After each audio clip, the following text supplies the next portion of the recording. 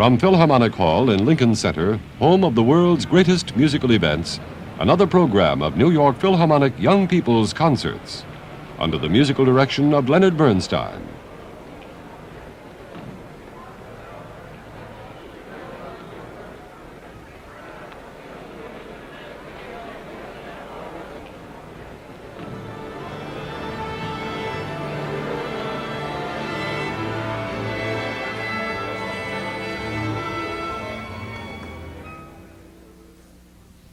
And here is Mr. Bernstein.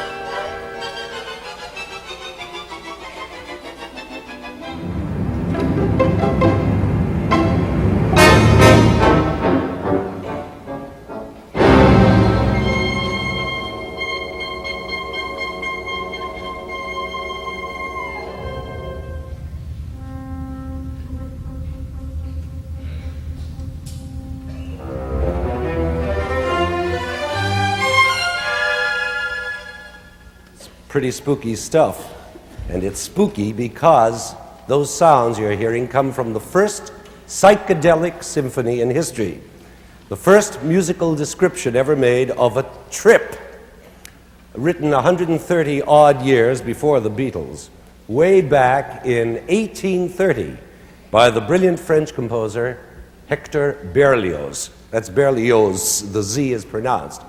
He called it Symphonie Fantastique, or Fantastic Symphony, and fantastic it is in every sense of the word, including psychedelic. And that's not just my own idea, it's a fact, because Berlioz himself tells us so. Just listen to these first two sentences of his own program note that he wrote describing the symphony. Quote, "A young musician of a morbidly sensitive nature and a feverish imagination poisons himself with opium in a fit of lovesick despair. The narcotic dose, too weak to cause death, plunges him into a heavy sleep accompanied by the strangest visions, during which his feelings, sensations, and memories are translated by his sick brain into musical thoughts and images." Unquote. Doesn't sound very different from modern days, does it? And we have every reason to suspect that the morbid young musician Berlioz is talking about is none other than Hector himself. He certainly did have fits of lovesick despair, we're told, and he was a creature of wild imagination, wild enough to have these visions and fantasies without taking a dose of anything. His opium was simply his genius, which could transform these grotesque fantasies into music. Now listen to the next sentence of that same program note. Quote, "Even the beloved one herself, the one who's made him lovesick, has become for him a melody, like a fixed idea which he hears everywhere, always returning." Unquote. A fixed idea, remember that. In French, idée fixe. In other words, an obsession. You all know what an obsession is. It's something that takes hold of your mind and won't let go. Well, in this symphony, the obsession is Berlioz's beloved, she who has made him so desperately lovesick. She haunts the symphony. Wherever the music goes, she keeps intruding, interrupting, returning in endless forms and shapes. So you can see that if we're going to understand anything about this weird symphony, the first thing we have to know is that idée fixe melody, the theme of the beloved, and be able to recognize it each time it appears, no matter how it's disguised. Here it is, or at least the first phrase of it.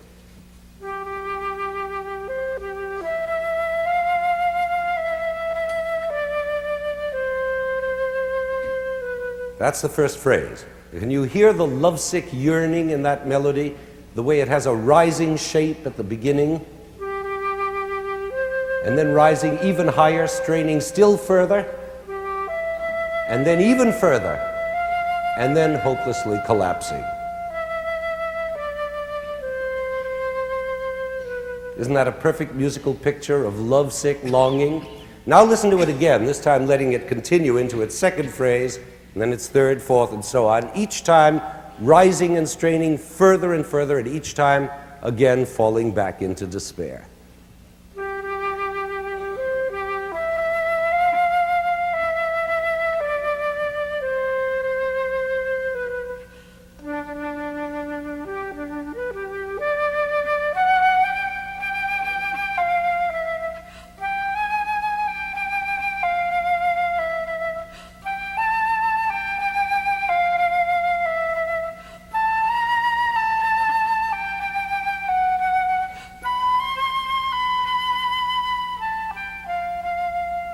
I'm sure that any of you who has ever had a crush on someone who didn't return your feeling will understand that passionate melody perfectly, and you can easily see how a lovesick musician could become obsessed by it. And if you understand that, you're ready to hear the symphony. Now, the first movement is subtitled Visions and Passions, and it all begins with a slow, dreamlike introduction, which we're going to skip since it only prepares the atmosphere for the entrance of that main theme. In other words, it paints for us the dreamy, romantic lover before the obsession hits him. But when it does hit, oh boy, well, just listen. Here's the end of the introduction as it leads into the first feverish outburst of the Idée Fixe theme, and listen for those psychedelic fireworks.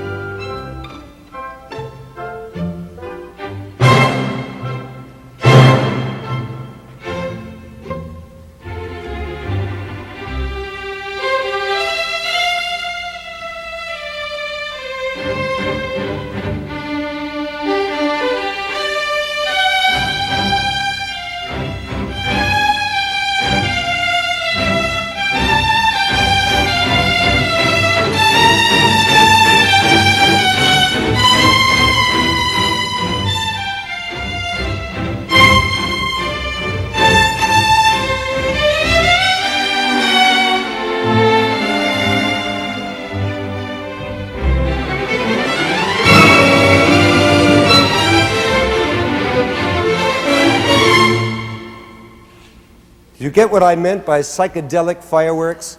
Those sudden flashes and changes of color, and the dazzling unexpectedness of those dynamic changes. You know what dynamic changes are, that is, changes from loud to soft and back again. There were dozens of them. And then when the theme came in, did you hear how those rising and surging phrases are each written with its own little burst of crescendo? And did you notice how Berlioz accompanies his melody? Very strangely indeed, with no accompaniment at all under the melody, but between the phrases, there were those jerky little figures in the strings. Did you hear them? Tsugum, tsugum, tsugum, tsugum. And they're so uneven, they're always popping in where you don't expect them. Tsugum, tsugum, tsugum, tsugum, tsugum, tsugum. And then the way the tempo is always changing, charging breathlessly ahead and then slowing up and then suddenly in time again. And suddenly slowing up again. You never know what's coming. I tell you, you can become a nervous wreck playing this symphony. But then that's what it is, a portrait of a nervous wreck. Well, by now you ought to have that theme down pat so that you can follow it in all its psychedelic disguises and developments through anxiety, jealousy, rage, despair, whatever. And the rest of this first movement is almost all such developments of the theme. Of course, we can't play you all of them, but let's have a couple just to see how they work. Here's one where the low strings take up that theme in a growling, menacing way, while over them the woodwinds and horns are heaving a series of heartbreaking sighs. This is a perfect picture of the agony of jealous rage.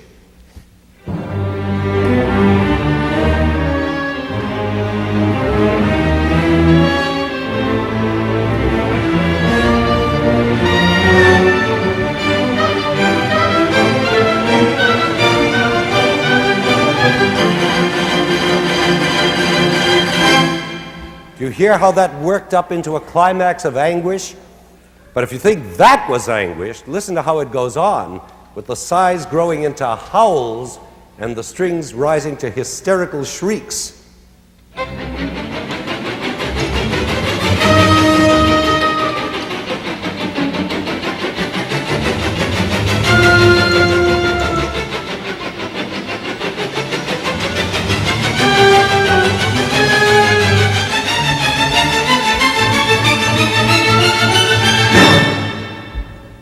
That time he almost flipped his lid.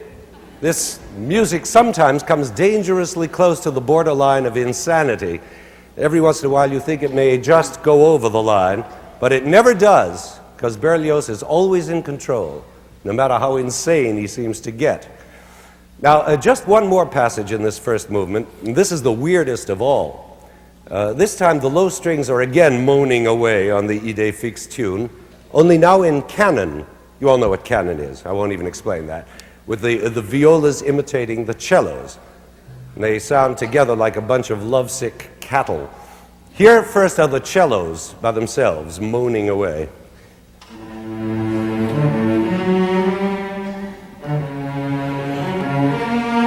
You know that tune. Now here are the violas imitating them.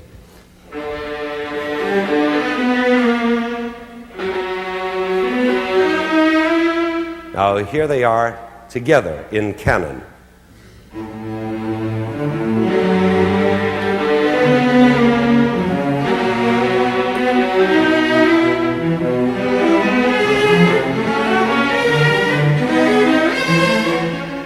But all that is only the groundwork. Over it and above it rises a melody in the oboe, having nothing to do at all with the main theme. In fact, having nothing to do with anything much except maybe modern music, music to be written over a century later. This long melodic line in the oboe is one of those musical monuments in history, unlike anything else of its time, so weird that you can almost not tell what key it's in, or indeed if it's in a key at all. It's a marvelous representation of a sick, wandering mind, a desperate soul, but the mind that composed it was not sick. It was pure genius. Now listen to this mad oboe.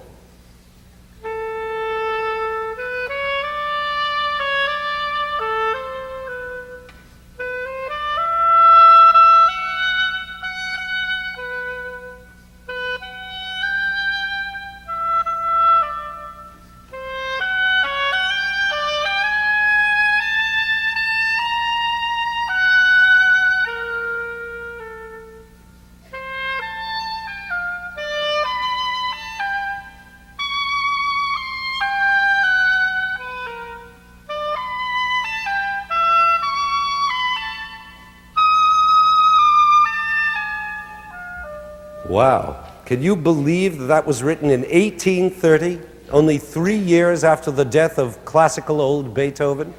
Sounds more like 1930, as though it were by Hindemith or Shostakovich or somebody.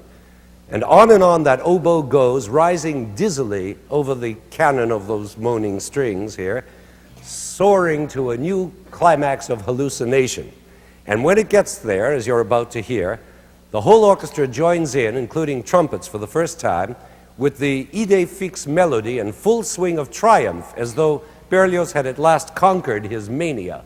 But alas, no, the madness takes hold again, dynamic flashes and all, and suddenly everything falls apart, and the music splinters like a smashed window, and finally dies away out of sheer exhaustion.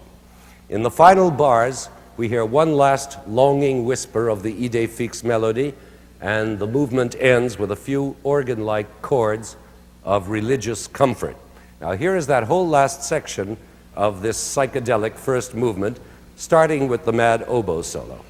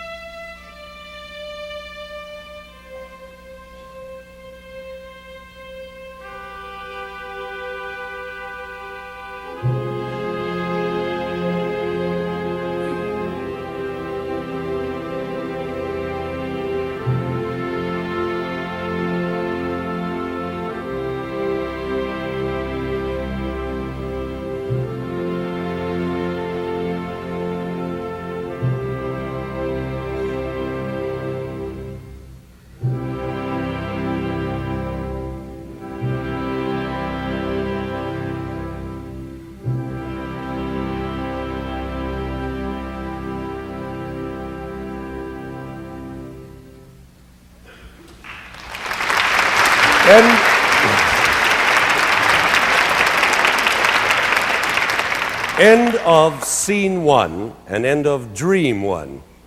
Now, a new dream, new scenery, an elegant ballroom, at first shadowy and gradually becoming lighter and brighter until we're in the midst of a brilliant party. And two harps now join the orchestra, which give a ringing shine to the music, of course, being a waltz, a charming, whirling French waltz. But after a minute or so, the tune changes mysteriously to what? Guess. The idée fixe, naturally. And there indeed is the beloved's face appearing and vanishing among the dancers. And the desperate lover reaches out for her, but she's never there. The more he reaches, the more she eludes him. Finally, the waltz hits its climax, and suddenly everything stops. Nothing is there but the tune, the obsession. And for a moment it seems possible that he will have her and hold her. But then the waltz world crashes in on him again. He is separated from her by all those thousands of waltzers whirling faster and faster around him, and he wakes up. Another fantastic nightmare. Now here's the entire second movement of Berlioz' masterpiece, the scene of the ball.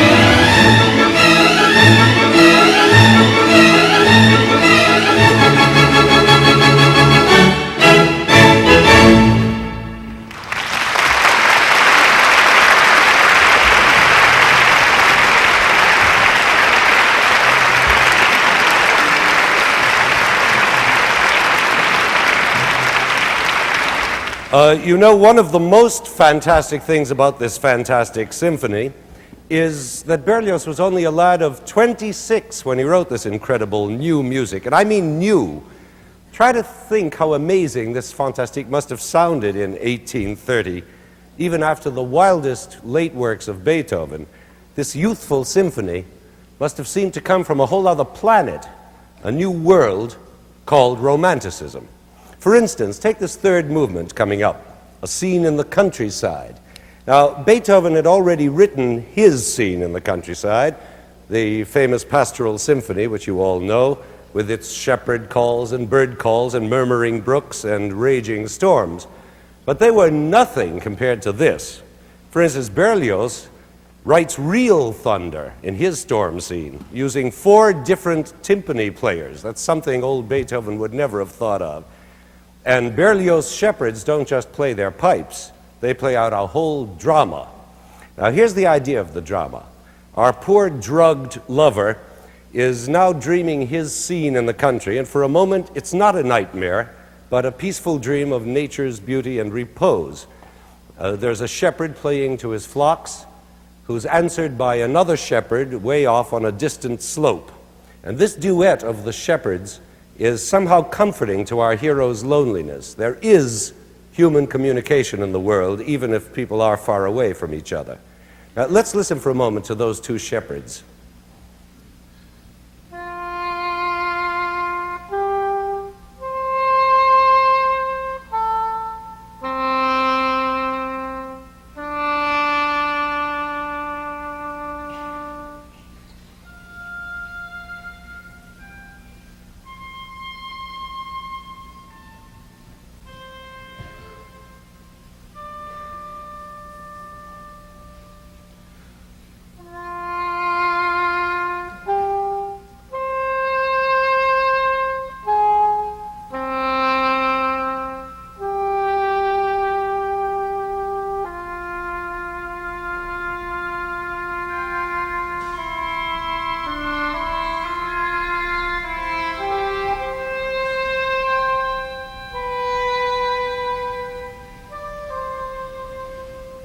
Now there's a romantic piece of tone painting. You can almost see the alpine countryside scene.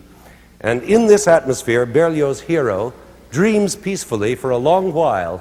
The birds call sweetly, and there seems to be hope. We're going to skip all that part. It's just too hopeful.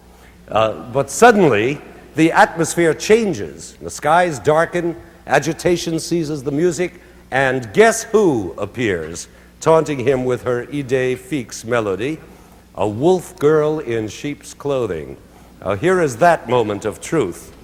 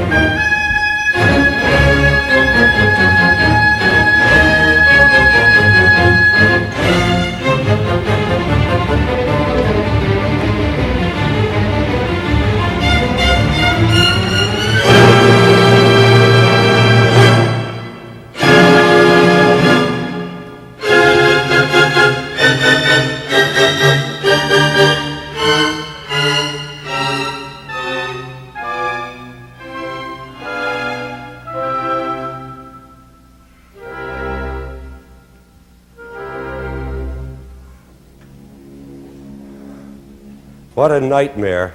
What a marvelous picture of panic and terror with that breathless panting as it gradually subsides. Well, now again there is some kind of peace and quiet, which we'll skip. Our dreamer seems to be saved again from his obsession, but Berlioz has another horror up his sleeve, the final page of the movement. In this one extraordinary page, He gives us a dramatic picture of the pain of loneliness that has probably never been equaled, not even by the most neurotic composers of our own century. And what happens is this, that shepherd begins his tune again, one phrase. We wait for the answer from his distant friend, but there is no answer. Instead, only a mysterious rumble of thunder.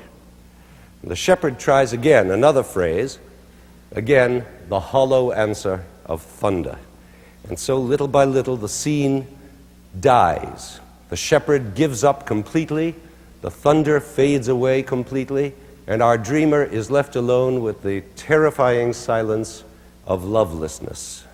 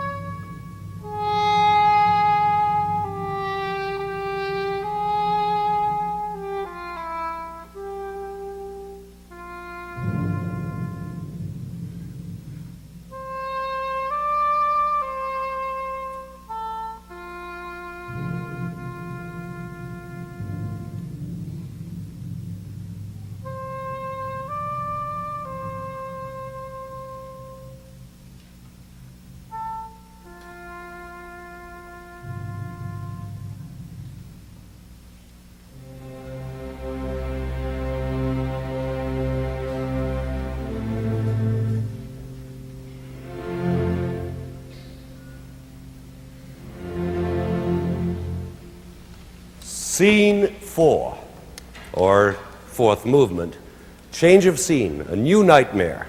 In this dream, our lover, or our hero, is a murderer. And whom has he murdered? Yes, his beloved, naturally. And the scene is the place of execution. He must now pay for his crime at the guillotine. Now, this whole movement is a gruesome march, complete with the drums and brass of the execution squad. It's a great march, brilliant and horrible at the same time. At the end of it, our agonized dreamer arrives at the stake and bows his head to the blade. The music is by now savage, out of its mind, when suddenly, as happens in dreams, everything stops, and for one instant he sees or hears his beloved, the idée fixe, that melody, but only for an instant. And the familiar phrase hangs there in the air, in the clarinet, and bang, it's cut off along with the hero's head. There's a roll of drums, a blare of brass, end of nightmare.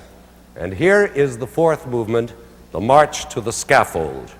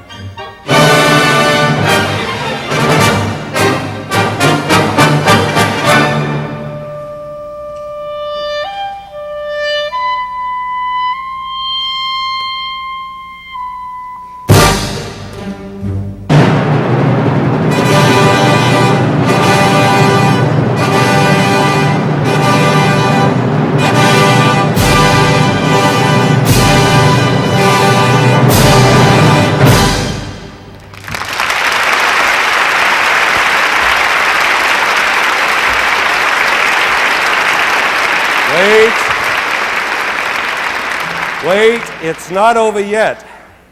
There's a fifth and final dream, which even tops that one.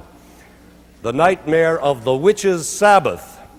And this is the topper of the whole trip. The lover now is dreaming he is dead. In fact, he's attending his own funeral. But this is no solemn funeral. There are no holy words and no prayers. There are only the grisly shrieks of witches.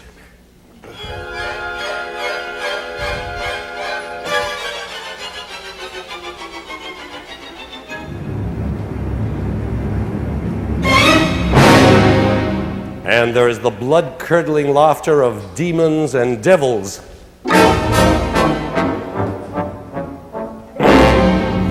And the diabolical dancing of Halloween hags and grinning monsters.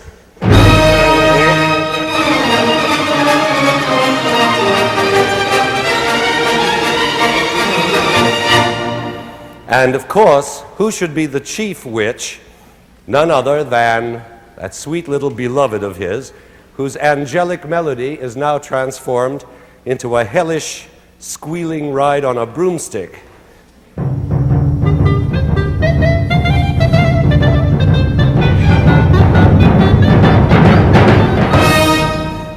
And then there are spine-chilling funeral bells.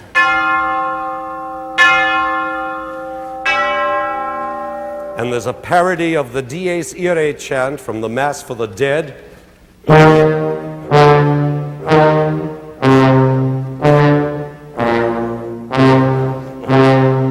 And there's the writhing of evil snakes. and the rattling of skeleton bones, and much, much more. But I want to leave a little something for your own imagination. Now, all this horror builds up into a most brilliant ending, but brilliant or not, I'm sorry to say it leaves our hero still in the clutches of his opium nightmare. It's brilliance without glory. That's the problem. I can't honestly tell you that we have gone through the fires of hell with our hero and come out nobler and wiser, but that's the way with trips, and Berlioz tells it like it is. Now, there was an honest man. You take a trip, you wind up screaming at your own funeral.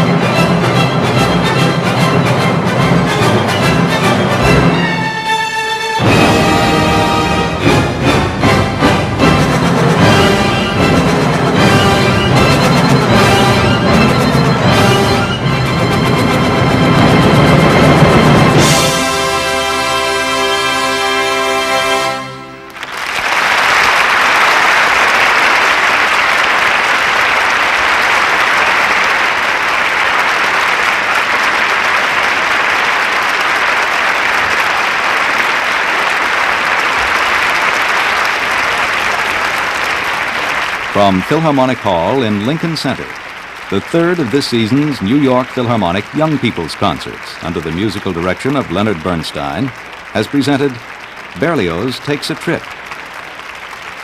Heard in today's program were portions of the Symphonie Fantastique by Hector Berlioz, including the movements Visions and Passions, A Ball, Scene in the Country, March to the Scaffold, and Nightmare of the Witch's Sabbath.